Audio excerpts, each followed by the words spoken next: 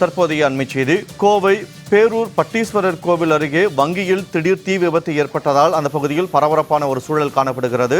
தீயணைப்பு வீரர்கள் தீயை அணைக்கும் பணியில் தற்போது ஈடுபட்டு வருகின்றனர். வங்கியில் தீ விபத்து ஏற்பட்டிருக்கக்கூடிய நிலையில் பொருட்கள் எரிந்து சேதமடைந்திருக்கின்றன.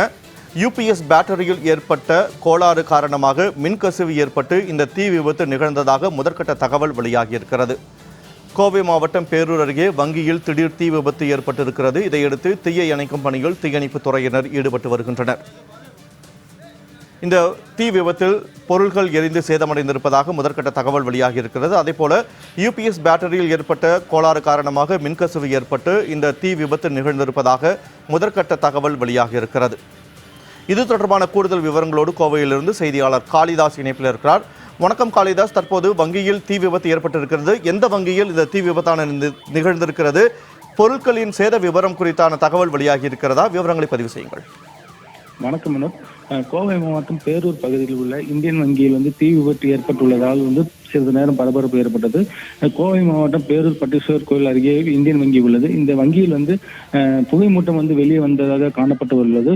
மேலும் அது குறித்து பொதுமக்கள் தீயணைப்பு துறையினர் மற்றும் போலீசாருக்கு தகவல் தெரிவித்தனர்.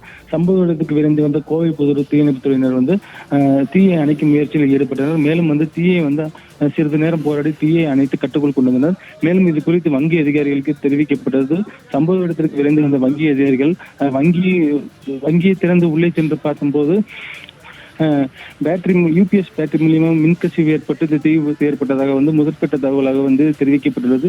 மேலும் வங்கியில் இருந்த அனைத்து பொருட்களும் எரிந்து முற்றிலும் சேதமடைந்துள்ளது.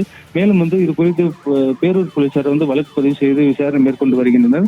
மேலும் இந்த விடுமுறை நாட்கள் என்பதால் வங்கியில் ஏற்பட்ட தீ விபத்து காரணமாக எந்த விதமான உயிர் சேதங்களும் ஏற்படவில்லை.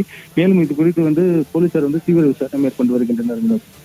கோவை இந்தியன் வங்கியில் தீ விபத்து ஏற்பட்டிருக்கிறது. அது தொடர்பான அண்மை தகவல்களை வழங்கியமைக்கு நன்றி காளிதாஸ்.